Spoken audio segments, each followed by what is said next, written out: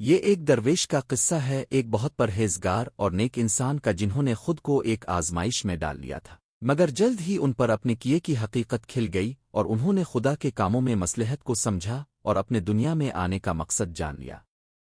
کہتے ہیں اس بزرگ کے دل میں خیال آیا کہ کیا ہی اچھا ہو کہ محنت کیے بغیر حلال رزق عطا ہو اور ان کا زیادہ وقت عبادت میں گزرے۔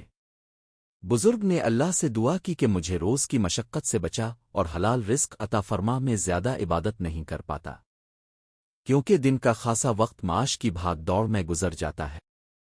اس رات جب بزرگ سوئے تو خواب میں کسی پہاڑ کے نزدیک جنگل دیکھا جس میں ایک جگہ بہت سے پھلدار درخت تھے، ان کی دعا قبول ہو گئی تھی اور یہ خواب ایک اشارہ تھا۔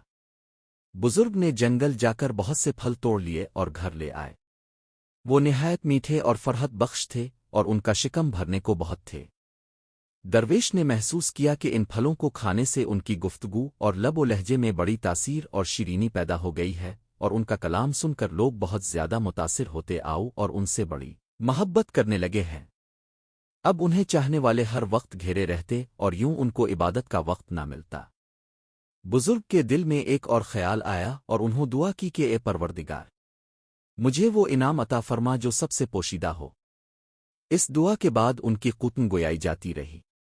بزرگ کے دل کو اطمینان ہوا کیونکہ پہلے ان کی گفتگو سننے کے لیے ہر وقت لوگ ان کے پاس حاضر رہتے تھے، لیکن اس طرح رفتہ رفتہ سب دور ہو گئے اور یوں ان کو عبادت کا زیادہ سے زیادہ موقع ملنے لگا اور قرب خداوندی میں لطف آنے لگا۔ اب بزرگ روزی کمانے اور محنت و مشقت کی فکر سے آزاد تھے اور لوگوں سے بھی چھٹکارا مل گیا تھا۔ بزرگ کے پاس کمائی کے دنوں کا ایک درہم بچا ہوا تھا جسے انہوں نے اپنی آستین میں رکھا تھا۔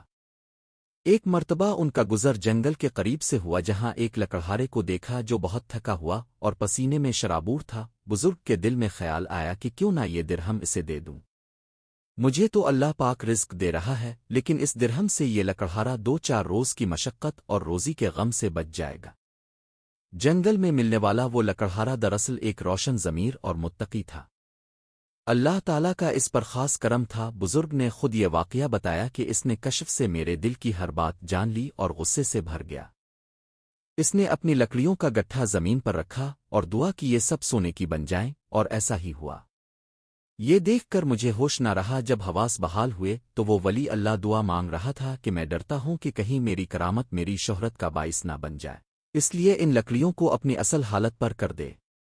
اور اس بار بھی اس کی دعا قبول ہوئی۔ اس مرد نے مجھے دیکھا اور لکڑیاں لاد کر اپنی راہ چل دیا۔ بزرگ نے کہا کہ میں نے اس واقعے کا بھید پا لیا۔ قدرت نے مجھے سمجھایا تھا کہ اس کا ایک باقاعدہ نظام ہے جس سے ہٹنا مسائل پیدا کرتا ہے۔ تب سے میں دوبارہ محنت کے ساتھ حلال روزی کی جستجو کرنے لگا اور جو وقت ملتا اس میں خشوع خضوع سے عبادت کرتا۔ اس حکایت کو حضرت رومی سے منسوب کیا جاتا ہے جو ہمیں یہ سمجھاتی ہے کہ عبادات اور دنیاوی زندگی دونوں میں توازن پیدا کرنا چاہیے، اور دین میں فکر معاش اور حلال روزی کی کوشش کرنے کو پسند نہ کیا گیا ہے۔